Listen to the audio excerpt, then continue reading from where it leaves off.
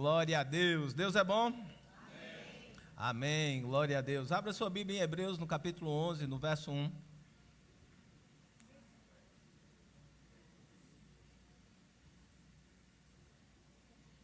Aleluia.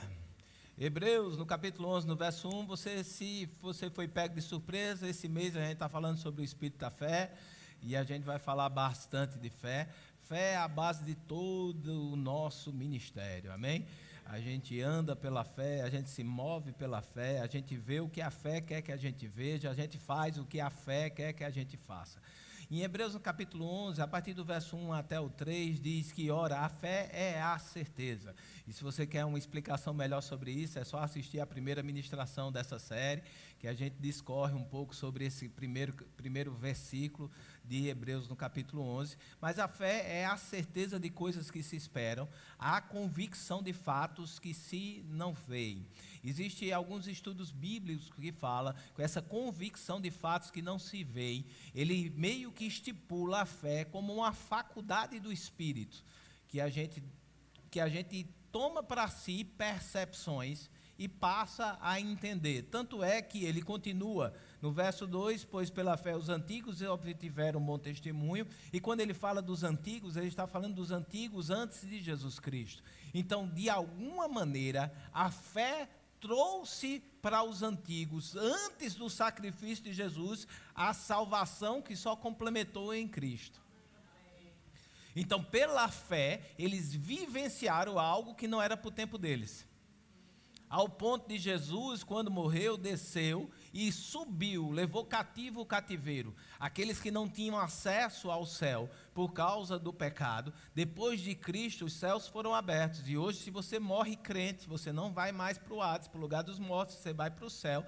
Porque Paulo fala que é infinitamente melhor partir e estar com Cristo. Onde Cristo está, Cristo inaugurou os céus. Salmos 24, levantais, ó portas, as vossas cabeças, levantais, portais eternos, porque está adentrando o Rei da Glória. Então os anjos que uma vez estavam lá para proteger o acesso, agora o acesso está aberto em Cristo Jesus. E Jesus não entrou só, porque quando ele subiu, levou cativo o cativeiro, e todos aqueles antigos que obtiveram salvação através das fé, subiram com ele. Então a fé é uma capacidade de ver aquilo que não é e manifestar aquilo que ainda há de ser.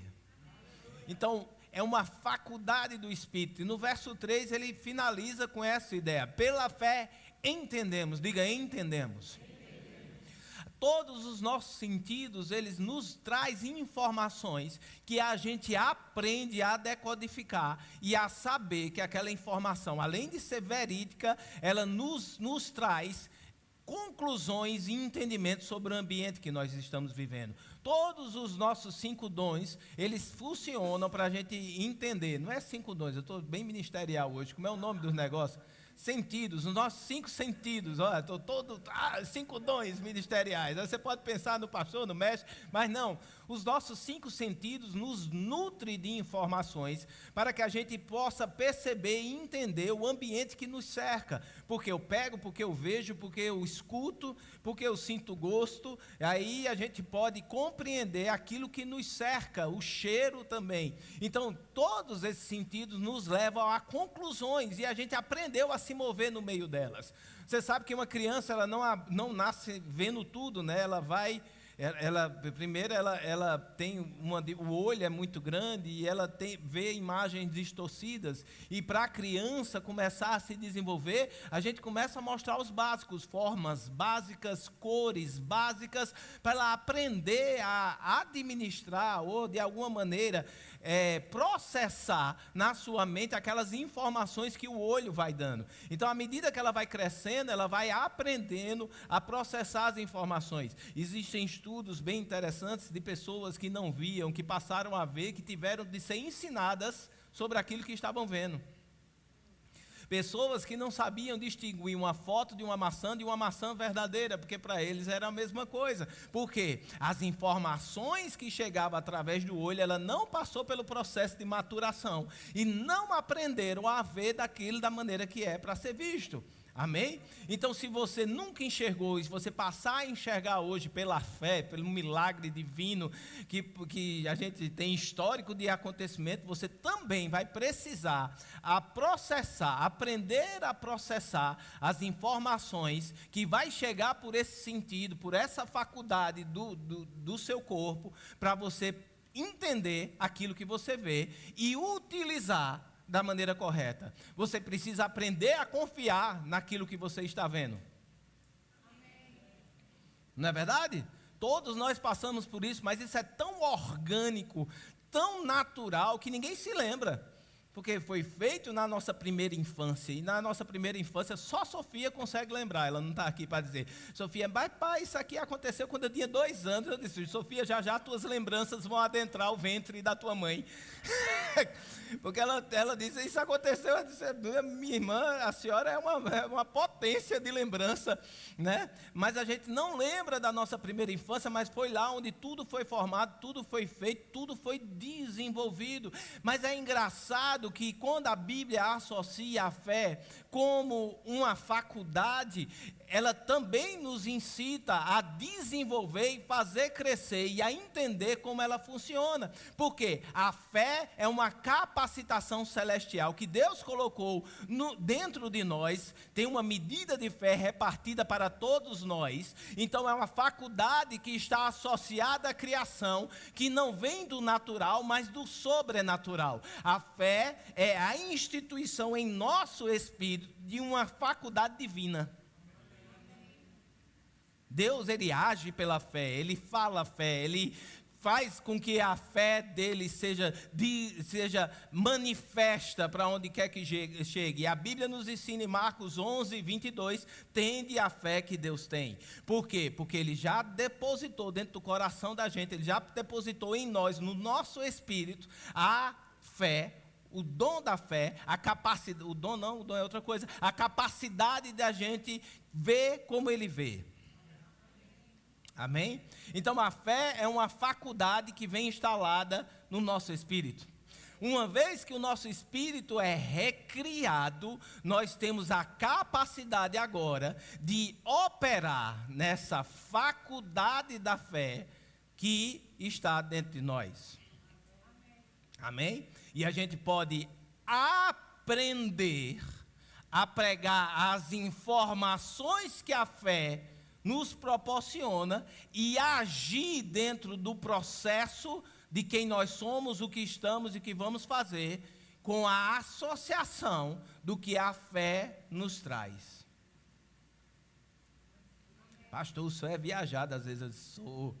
E vamos viajar aqui nas Escrituras e vamos aprender mais e entender um pouco melhor sobre isso, certo? Tiago, no capítulo 1, no verso 21, abra comigo lá.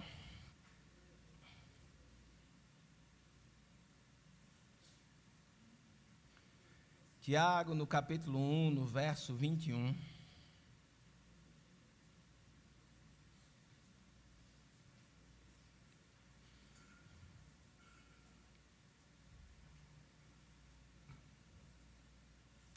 Tiago, no capítulo 1, 21, diz, portanto, despojando-vos de toda impureza e acúmulo de maldade.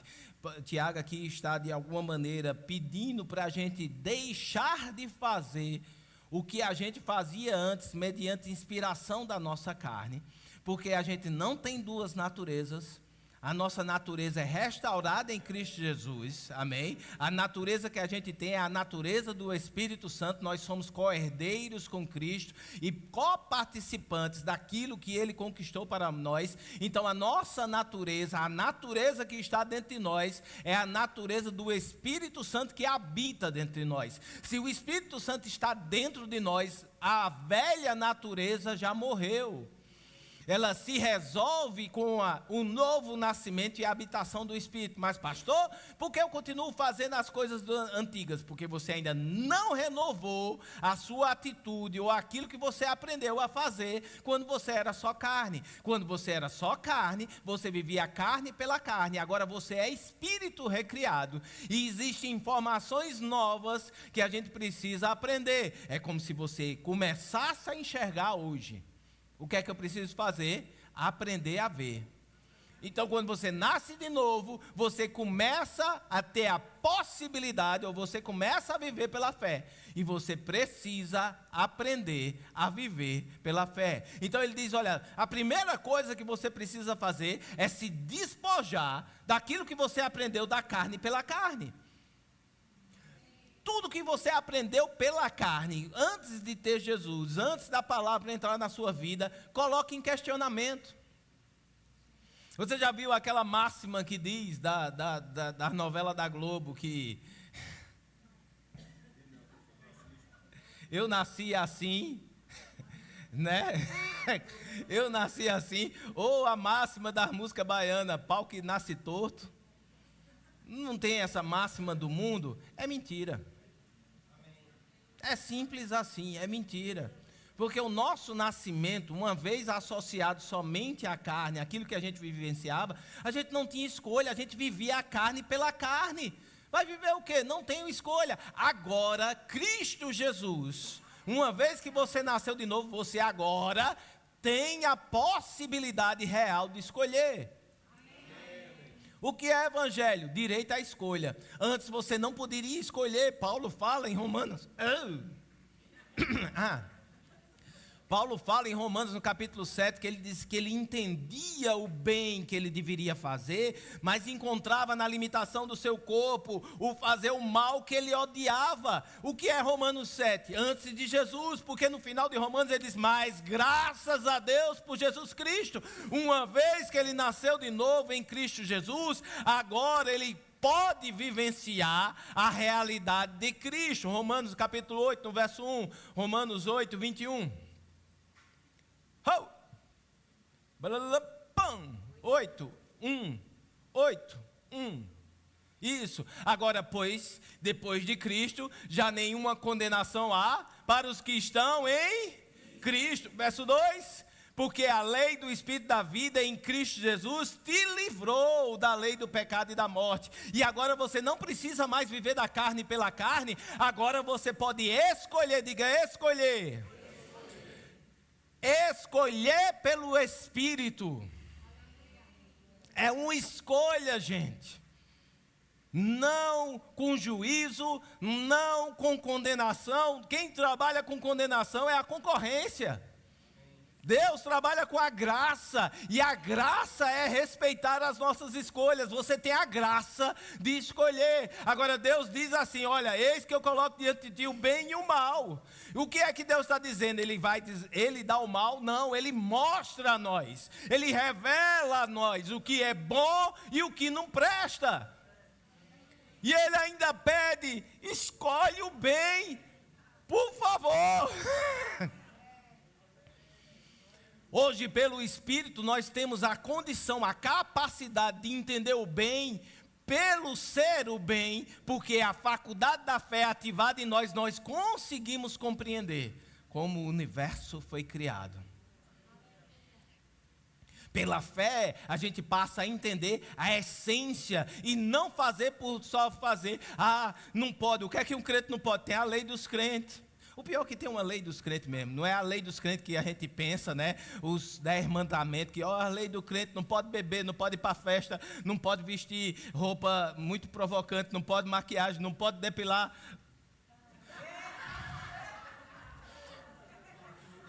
É muita lei dos crentes, calma.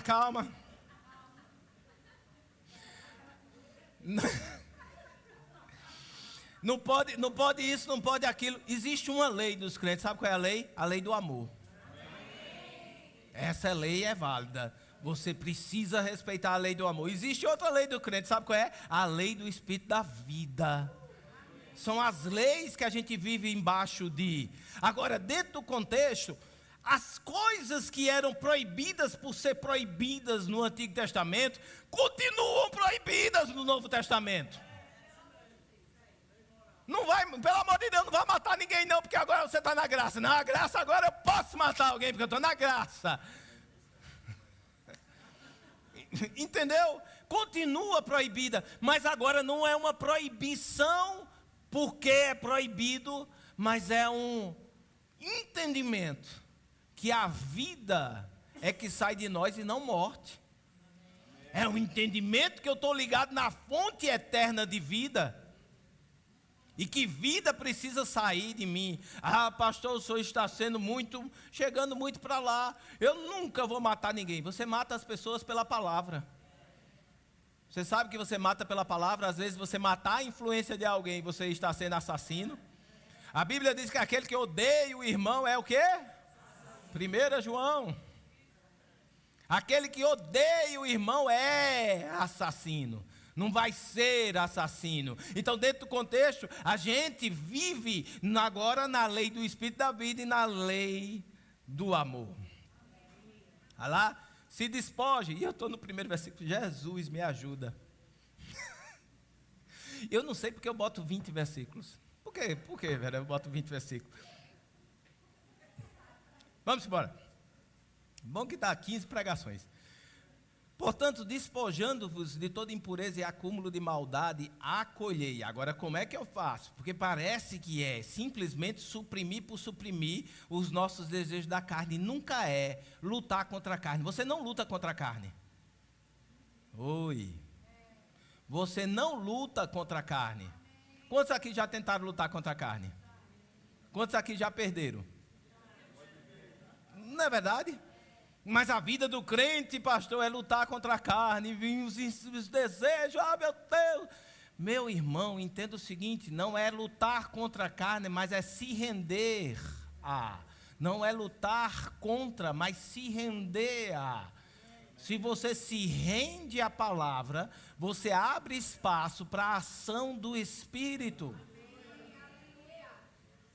Não é você lutar contra a sua carne, contra os seus desejos, porque lutar contra a nossa carne a gente vai perder, como a gente sempre perdeu. Agora, quando você desiste de lutar contra a sua carne, e você se rende à realidade do Espírito, à realidade da palavra, você admite ou permite que o Espírito comece a agir. E ele diz assim, mas acolhei com mansidão, porque às vezes a palavra que vem não é a palavra que a gente quer. Porque às vezes a gente está bem tristinho e a gente só quer fica triste, vem cá. Mas a palavra que a gente recebe é te levanta, te alegra. Não é momento de se entristecer. Amém? Se existe acolher com mansidão, significa que a palavra vai nos desafiar. Quando a gente precisa, a palavra nos desafia, nos tira do lugar de conforto, de passar a mão, de ficar ali parado, nos coloca em movimento. Sinélia hoje falou, se você ficar parado, menino, urubu te bica. Te coloca em movimento, te faz andar. A palavra vai se opor àquilo que você estava pensando que seria a sua solução, te propondo algo diferente. E a Bíblia diz, acolhe com mansidão, porque ela vai se opor àquilo que você pensava que seria a sua solução. Porque quando eu estou triste, eu quero só um abraço e dizer que eu estou certo. Né? Porque eu me entristeço, a nossa tristeza está muito relacionada àquilo que a gente idealizou e não aconteceu. Mas tem muita coisa que a gente idealiza que é coisa da cabeça da gente que a gente não precisaria. Jesus, ele contratou um bocado de gente, fala de uma parábola de um senhor que contratou pessoas para trabalhar na sua vinha. E desde manhã ele combinou, você vai receber um denário. E foi decorrendo o dia, ele foi continuamente contratando pessoas, até que contratou pessoas na última hora e mandou para lá. Quando acabou o dia de trabalho, um denário é um salário de um dia. Quando acabou o dia de trabalho, ele chamou todos e começou a recompensar aqueles que chegaram por último. O que trabalhou só uma hora, ele pagou um denário. Então aqueles caras olhando assim, vendo, eita caramba, esse aqui trabalhou uma hora, ganhou um denário, a gente vai ganhar bem uns 10. Que eu trabalhei o dia todinho aqui e idealizou coisas fora da sua própria cabeça. Quando chega na vez de eles receberem, eles recebem um denário e ficaram chateados, com raiva. E ele diz, oxe, tu está chateado porque eu te paguei aquilo que a gente combinou? Tu está chateado porque eu sou bondoso com o meu dinheiro para com o outro? A gente se enche de justiça própria, dentro das nossas próprias idealizações, e chega diante de Deus, cheio de justiça própria. Porque você pode olhar agora e dizer que coisa horrível desses trabalhadores, mas você já se colocou no lugar? Você já colocou você trabalhando o dia todinho aqui na igreja, para ganhar R$100, e chegar uma pessoa trabalhar 1 hora e eu pagar R$100 na tua frente? Na pessoa que trabalhou 1 hora e para tu pagar R$100 também. Dá uma revolta interna só de pensar. Por quê? Porque a gente é muito fácil a gente ver essas avaliações com o parecer de Cristo, né? E a gente concordar com Jesus, né? Eu concordo com o mestre. Mas isso puxa coisas de dentro de nós que nós estamos sujeitos e precisamos lidar. Precisamos lidar com a nossa justiça própria. A justiça do homem não estabelece a justiça divina. Enquanto você ficar na sua própria justiça, naquilo que você idealizou, e não aconteceu. Eu achava que era assim, mas ninguém te disse que era assim. E como é que eu faço para ficar num lugar seguro, onde eu não vou idealizar a coisa? Palavra. Fique em cima da palavra, porque a palavra te garante aquilo que não passa. Vamos lá. Eu acolhei com mansidão a palavra em vós implantada, o qual é poderosa para salvar a vossa alma. Logos é a palavra grega para essa palavra. A palavra grega para essa palavra. Vamos lá. Logos é a palavra grega para essa palavra escrita aqui.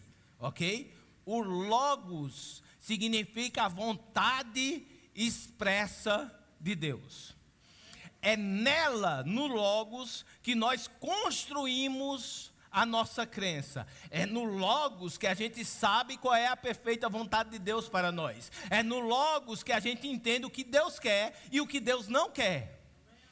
Eu vou atrás do logos para entender como Deus pensa, como Deus age e o que Ele quer para nós. A Bíblia não foi escrita para explicar o mundo. A Bíblia não foi escrita para explicar os demônios. A Bíblia não foi escrita para explicar as coisas como funciona. A Bíblia não foi escrita para explicar Deus. A Bíblia não foi escrita para um anjo.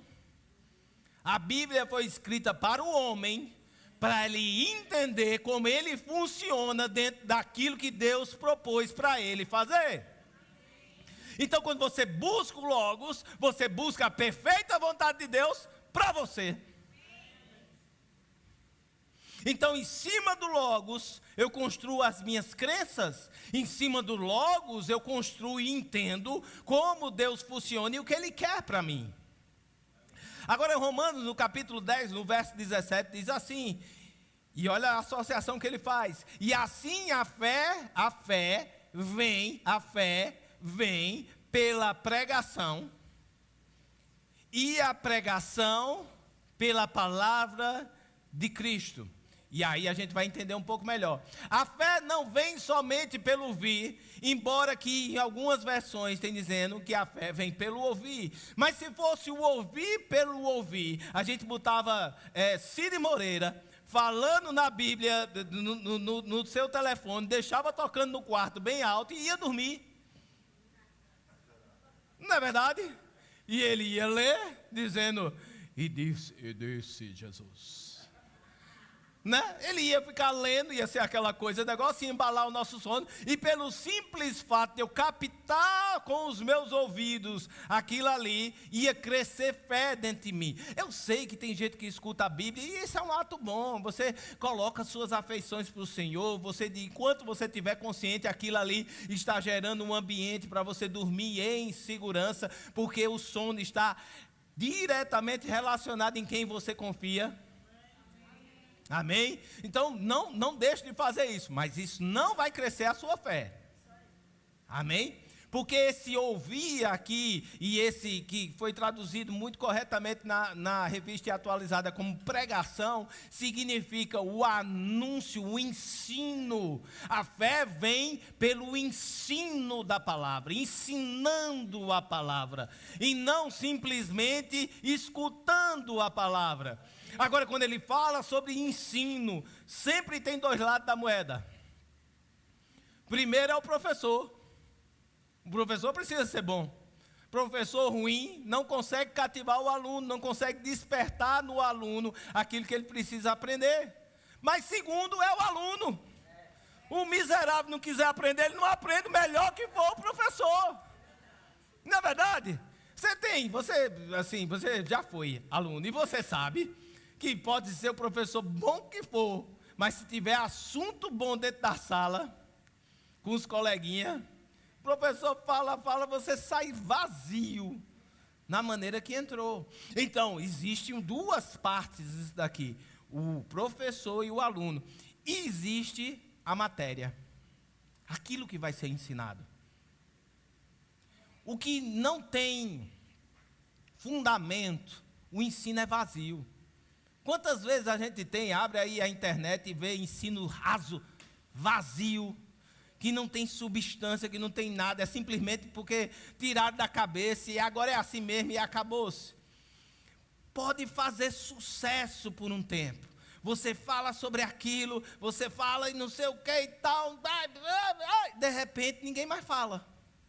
Quantas dietas maravilhosas que era a solução da humanidade, subir e descer, subir e descer, subir e descer. Quantas alimentações corretas, ensinar a maneira certa de comer, a maneira certa de comer é assim, sobe e desce. Já disseram que carne era bom, já disseram que gordura era bom, já disseram que carboidrato era bom, já disseram que nenhum deles prestava, era para a gente viver de vento e de luz. Já tem muitas coisas, que meio que voltou, né? Com as canetas agora, a gente vive de vento e de luz, né? Você toma uma caneta, não come mais nada. Você emagrece maravilhosamente. Eu disse, a custa de quê, gente? Ok? Então, dentro desse contexto, modas sem fundamento aparecem, vão e vêm. Já inventaram cura de câncer, nos comprimidos. É porque ninguém lembra. A gente que é médico, a gente lembra, porque a gente é bombardeado nisso daí. Já disseram que remédio de parasita mata vírus. Já, subiu. Cadê que ninguém fala mais? Nem estuda mais. Você percebe? Não tem substância. Aquilo que não tem substância vira moda e vai embora. Mas aquilo que tem substância, aquilo que permanece para sempre, uma vez ensinado, dá substância. Quer um exemplo natural? Matemática. Ô infeliz da tabuada, gente. Mas é mesmo. Não, você está pensando na tabuada de 2, você está pensando na tabuada de 5, a multiplicação de 5 é fácil. A de 7. A de 7 e a de 8 não é de Deus, não. Porque a de 6 é só fazer a de 5 e somar mais um, não é não? A de 7 é um limbo completo, não tem lógica a tabuada de 7. Mas a gente decorou aquilo ali, alguns porque iam ganhar alguma coisa, outros iam deixar de ganhar alguma coisa, né? Se não aprendesse. Mas a gente aprendeu e aquilo ali faz parte de quem nós somos agora. Matemática básica faz parte de quem nós somos, fazemos isso inúmeras vezes por dia, uma conta, uma multiplicação, alguma coisa, nem que você use a calculadora do celular, mas você está lá, você entende o princípio, entrou em você. Por quê? Porque é uma verdade, matemática é uma verdade. A Bíblia diz que a matéria que o aluno e o professor devem dar para que a fé cresça é a palavra. E esse palavra aqui não é mais logos, é rema. Qual é a diferença? Logos é a verdade expressa, escrita de Deus. Rema é a verdade incorporada em quem você é. Um professor teórico, ele nunca consegue estabelecer o aluno na verdade que ele nunca chegou.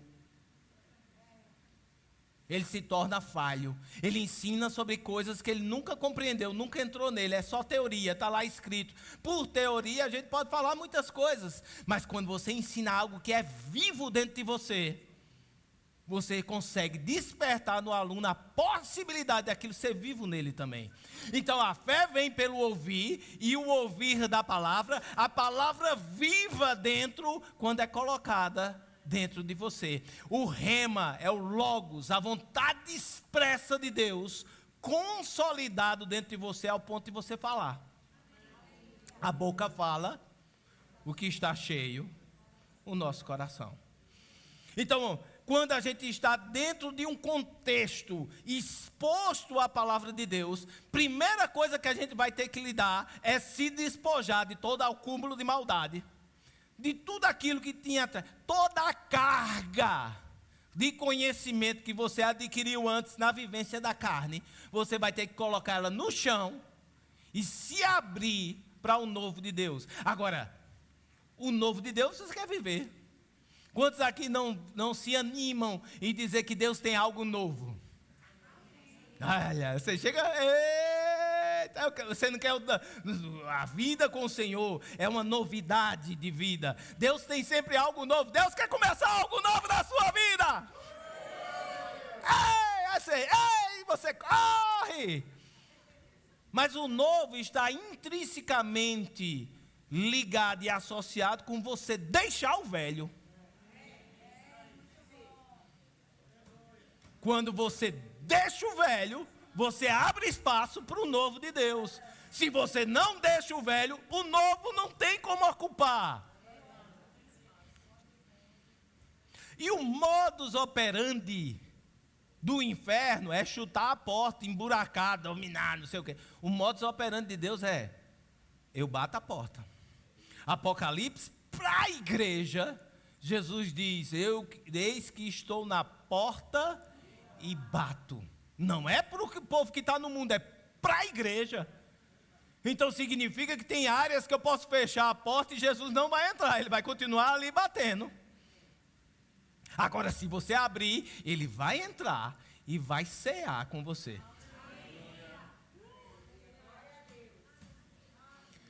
Vivenciar o novo está intrinsecamente ligado em você deixar o velho. Você precisa lidar com a sua carne velha, não para brigar com ela, mas para se render ao Espírito. Comece questionando tudo que você tem como certo. Tudo aquilo que você aprendeu pela carne, coloque no banco dos réus. E você vai, eu vou julgar, você vai julgar. Baseado em quê? Na verdade absoluta de Deus. Qualquer sentimento, qualquer atitude, qualquer pensamento que não estiver em linha com essa palavra, você precisa submetê-lo à palavra de Deus. Paulo dizia que eis que eu trago cativo o meu pensamento, o meu entendimento, a minha mente, a obediência de Cristo. Por quê? Porque a nossa mente, uma vez deixada só, ela vai passear em áreas que nós não fomos chamados para, mas aqui está o nosso lugar seguro. Em Romanos, no capítulo 10, no verso 3, eu tenho 9 minutos, você acredita nisso? Eu sei que você está aí sentado me escutando, você pode achar e sentir o tempo passando, mas eu que estou aqui falando, eu dou 2 tempos desse fácil. Se quiser um intervalo, vai lanchar e volta. Vai lá, Romanos capítulo 10, no verso 3 e 4, diz assim: porquanto, desconhecendo a justiça de Deus e procurando estabelecer a sua própria, vamos lá de novo, porquanto, desconhecendo a justiça de Deus e procurando estabelecer a sua própria, não se sujeitaram à que vem de Deus, porque o fim da lei é Cristo para a justiça de todo aquele que crê.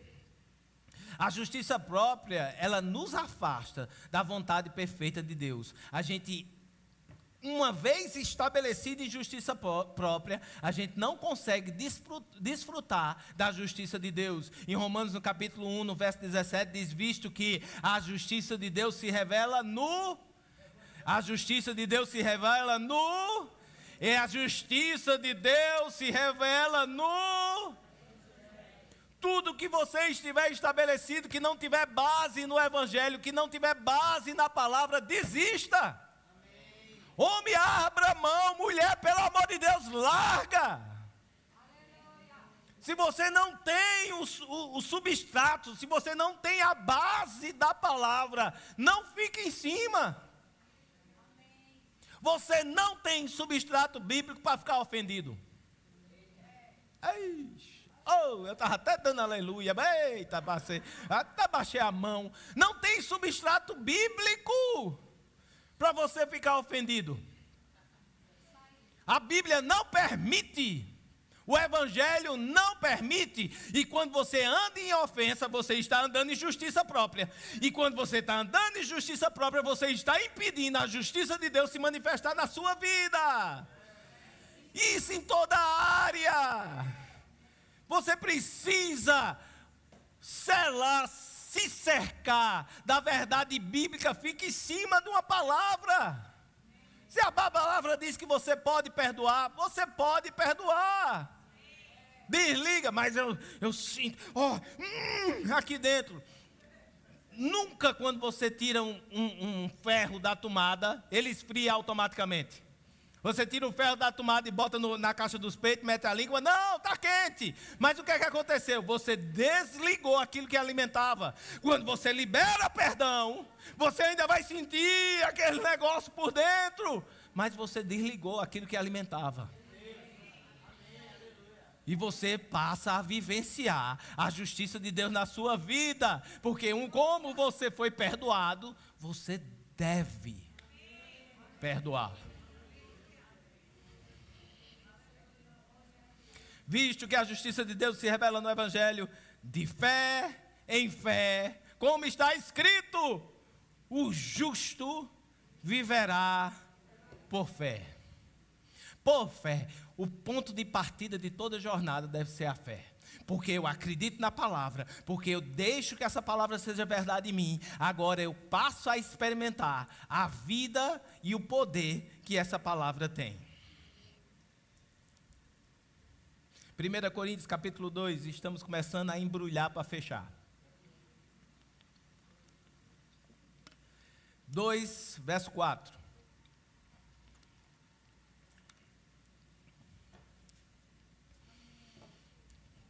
A minha palavra e a minha pregação não consistiram em linguagem persuasiva de sabedoria.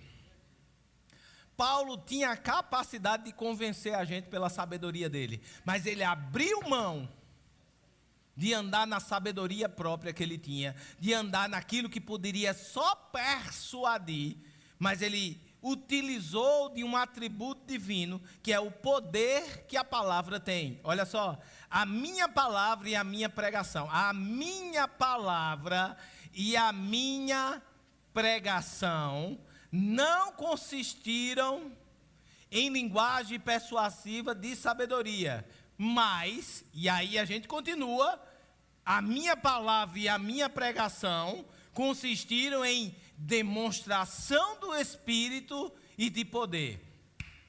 Por quê? Porque a gente pensa que Paulo nem pregava. A gente pensa que ele chegava, quando a gente lê esse texto de uma maneira rápida, a gente está vendo, Paulo nem pregava. Paulo já chegava e dizia, hey, ho, ei, i, corta abaixo. A gente pensava que era só o calabachê nas ministrações de Paulo, mas ele está dizendo que a palavra e a pregação dele, era de demonstração do Espírito e do poder, não baseado em sabedoria humana, mas em inspiração do Espírito, que trazia vida naquilo que ele falava. Trazia libertação, trazia cura naquilo que ele falava. Eu me lembro, e a gente vai ver lá em Cornélio, Pedro chega e começa a falar, começa a pregar, começa a falar de Jesus. Até quando? Quando o Espírito Santo acaba a pregação dele. Olha, tanta pregação, tanto versículo que eu ainda tinha para falar, mas o Espírito Santo acabou a minha pregação fazendo o quê? Todos orarem em outras línguas. No meio da pregação dele, o Espírito desceu e começou a todo mundo a orar em outras línguas. Pregação com demonstração do Espírito e do poder. Para que a vossa fé não se apoiasse em sabedoria humana, e sim no poder de Deus. Mas deixa eu dizer um negócio, É bom, a gente se sente bem. Quando acaba uma ministração, a gente desce, pastor, como o senhor é sábio, aleluia. Um dia você chega lá. É bom, você se sente bem ser reconhecido. Um dia desse eu retirei de novo a minha associação. Eu tinha meio que negligenciado a minha associação com a Sociedade Brasileira de Ortopedia e Traumatologia. Tinha negligenciado, nunca me deu nada. Aí eu precisei. Aí eu fui lá e me reassociei. Não, CREMEP, sem CREMEP a gente não trabalha. É a Sociedade Brasileira de Ortopedia. Aí eu precisei dele para algumas coisas aí tive que tirar. Mas quando eu tiro e vem aquela coisa bonita, que é uma prova difícil, que a gente tem que fazer, isso foi lá em 2007, lá tinha gente que nem nascida aqui era. 2007, lá para trás, aí é uma prova que a gente faz, e eu olhei aquele negócio, aí fiquei todo, porque dá. Essa coisa de sabedoria humana enche a gente de justiça, mas essa justiça é própria. Sabe a coisa linda? É você entender que aquilo que você recebe não é você, mas veio do Pai. Eu não tenho amor à pregação nenhuma minha. Tanto é que eu já compartilhei com alguns aqui, podem testificar a respeito disso, eu saio compartilhando. Chegar a elogiar, eu jogo, toma, prega aí. Por quê? Porque não fui eu. É o Espírito Santo que nos inspira a fazer essas coisas. Então não me enche de justiça na sabedoria humana. Agora a sabedoria divina é maravilhosa demais e é infinita. E você vai dizer, pastor, mas se acabar as tuas pregações, eu tenho mais. A fonte de onde veio é inesgotável. É só você buscar mais que vai ter mais. Busca mais, vai vir mais. Para que a vossa fé não se apoiasse em sabedoria humana e sim no poder de Deus. O que é que significa? Significa que a gente pode colocar a nossa fé para se apoiar em sabedoria humana. E é aí que a gente naufraga. A Bíblia fala sobre um naufrágio da fé, uma vez que você se coloca simplesmente na sabedoria humana. Mas uma vez que você coloca no poder de Deus, a sua fé se torna operosa. Continuando no capítulo 2, no verso 9 agora, 9 e 10 diz assim, mas,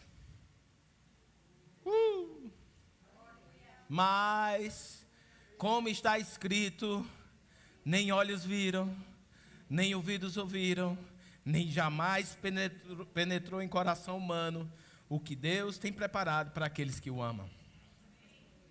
Esse versículo, a gente dá glória a Deus, porque a gente sabe que Deus é bom e que Deus tem coisas boas preparadas para a gente dá glória a Deus, mas ele não está dizendo, o foco não é o que Deus tem preparado, o foco é não estar no império dos sentidos, dos 5 dons, dos 5 sentidos, não estar no império dos 5 sentidos, e entender o que Deus tem preparado para a gente.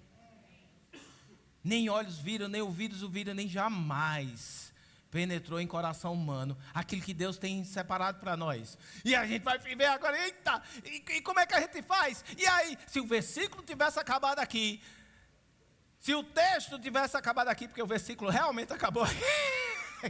Se o texto tivesse acabado aqui, a gente estava no limbo, a gente estava no labirinto, a gente estava fazendo cabra cega com o rabinho, querendo acertar onde é que vai colocar no burrinho. A gente estava todo mundo perdido, batendo a cabeça e orando a Deus por direção. Mas o texto ele continua no verso seguinte, no verso 10 diz, mas na Bíblia sempre nos tira de uma condição ruim, numa condição que a gente não tinha saído e nos mostra a solução divina. Sempre tem um mais, depois de uma coisa que nos deixa assim, sem saber o que fazer. Ele diz, olha, não está nos sentidos naturais, você entendeu o que Deus tem separado para você, mas uma mudança do paradigma a qual estávamos presos, mas Deus nulo revelou pelo Espírito, porque o Espírito com todas as coisas perscruta, até mesmo as profundezas de Deus. A mensagem diz que o Espírito não satisfeito de ficar na superfície, ele mergulha nas profundezas de Deus, para trazer para nós aquilo que nós somos, aquilo que nós temos. O Espírito Espírito está disponível. Então, apesar de não estar nos nossos sentidos naturais entender a Deus, o sentido do Espírito, a fé está em você e você precisa fazer esse sentido crescer. Você precisa se apoiar nele. Você precisa tomar decisão em cima desse sentido espiritual. Você precisa aprender a arrancar poder que existe nessa palavra para a sua vida. Porque senão a Bíblia vai virar um livro de usos e costumes. E aí a gente vira um monte de religioso que não pode raspar. Não falei o quê? Vira um monte de religioso, usando a Bíblia com usos e costumes. O que é que a gente vai fazer? Vivenciar os que os judeus na época de Jesus vivenciavam. Tudo religioso, ao ponto de Jesus olhar, judeus hipócritas. Vocês só querem se destacar naquilo que vocês aparentam ser.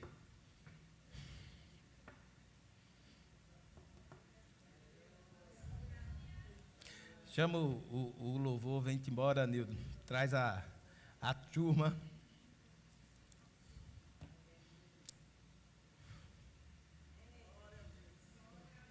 João, no capítulo 6, verso 63, vamos fechar com isso.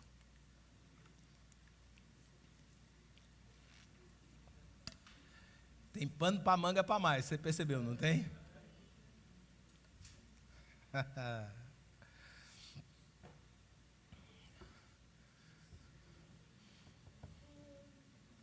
Sabe, cultos de receba a chave da vitória. São cultos de muita glória a Deus e aleluia. Né? E eu não vou falar das possibilidades proféticas que existem, receba a chave. Tem cultos que são proféticos. Essa mulher subir aqui e tirar a sandália, meu amigo, fique ligado. Porque ativou alguma coisa.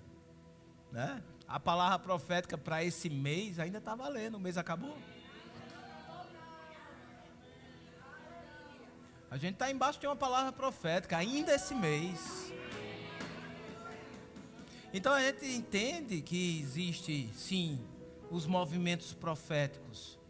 Mas Deus está muito mais interessado em nos fazer filhos conscientes daquilo que nós somos e não simplesmente viver de oba-oba, porque se você descamba no oba-oba sem um fundamento, você vai ficar procurando o próximo oba-oba. E eu vou dizer, ir para uma churrascaria, ir para um restaurante, para um italiano, para um sushi, ainda bem que Sofia não está aqui, ir para um sushi é uma coisa muito boa, mas o que te mantém o dia a dia é o feijão com arroz em casa e a mistura. É o que te segura todo dia. É o que te faz ser quem você é. Então a gente vai ter sim cultos proféticos que você vai receber a chave da vitória. Mas a gente vai ter cultos densos, onde a palavra vai ser ensinada. Você sabia que o profeta não é feito só para oba-oba? O profeta tem que saber ensinar a palavra. A gente precisa estar fundamentado em cima da palavra, porque a palavra, uma vez que entra, muda a história da nossa vida. Você sabe o que é mais lindo para nós, à frente da igreja? É ver mudança na sua vida. É comparar, ver como você era e como você está hoje. Isso é que é realmente a maior recompensa. Não porque nós, não por causa de nós, mas por causa da palavra. A palavra entrando, mudando as suas escolhas, mudando o seu pensamento, mudando os seus valores. Aquilo que era tão precioso para você, hoje já não é mais, porque você percebe que ele não tem substância na palavra para ser precioso, para ser valoroso. Nem tudo que reluz presta. Naquela tradição, naquele ensino básico dos índios que trocava as preciosidades, o ouro, a madeira, por espelho, por miçanga. Você trocar aquilo que é valoroso, que colocou dentro do seu coração, por um prato de lentilha que o mundo está oferecendo, meu irmão. É preciosa demais essa palavra, ela tem valor demais para mim, ela precisa ter valor para a gente. Você não pode negociar a palavra com o que o mundo tem para oferecer. Meu irmão, eu não estou falando de pecado, eu estou falando de escolhas. Todo dia você vai ter a oportunidade de escolher entre a palavra e o que o mundo tem aí para propor. Eu sei que às vezes escolher a palavra é loucura, eu sei, não faz lógica, não faz sentido, mas Deus não trabalha com a lógica do homem, Deus trabalha com a lógica que é infinitamente superior à nossa. A gente vai ficar se olhando e dizendo: meu Deus, só podia ter sido você mesmo. Porque nos nossos maiores sonhos, nos nossos maiores pensamentos, a gente não consegue encaixar a maneira que Deus faz, as portas que Ele abre, as conexões que Ele nos proporciona, as coisas que a gente experimenta nele. Escolher pela palavra é escolher valor eterno, que nunca passa. Passarão céus e terra, mas essa palavra não passará. João no capítulo 6, no verso 63.